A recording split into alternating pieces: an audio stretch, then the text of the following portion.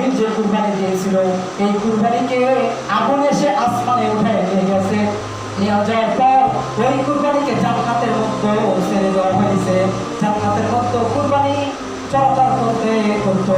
আর ওই কুরবানিকে আল্লাহ সুবহানাহু ওয়া তাআলা ইব্রাহিমের সময় ইসমাঈল জবিহুল্লাহর বদলেতে ওই কুরবানি ইব্রাহিম আলাইহিস সালাম জবাই করেছে।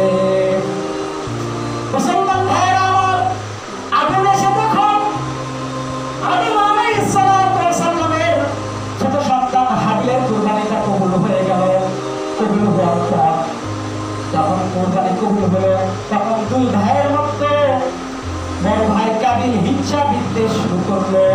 আল্লাহ রাব্বুল আলামিন কোরআন কারীমের মধ্যে সূরাতুল মাইদার ৫ নম্বর সূরার ৬ নম্বর পারা ১১ নম্বর পৃষ্ঠা ২৭ নম্বর আয়াতের মধ্যে আল্লাহ রাব্বুল আলামিন তাদের ঘটনাগুলো বর্ণনা করেছেন।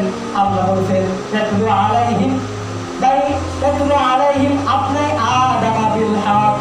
আল্লাহ আমাদের নবী সাল্লাল্লাহু আলাইহি ওয়াসাল্লামকে নির্দেশ করলেন, নবী আপনি ওই আহলে কিতাবদেরকে তথা মদিনার খ্রিস্টানদেরকে ইহুদিদেরকে জানিয়ে দেন আদম পুত্রদ্বয়ের হাবিল এবং কাবিল এবং হাবিলের কুরবানির ইতিহাস তাদেরকে জানিয়ে দেন। কিন্তু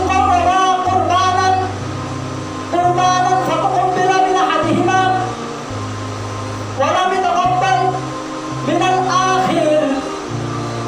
যখন তারা আদম পুত্রদ্বয় কাবিল এবং হাবিল যখন আল্লাহ সুবহানাহু ওয়া তাআলার নিকট কুরবানি করেছিল, অতঃপর আল্লাহ রাব্বুল আলামিন একজনেরটা কবুল করল আর অপরজনটা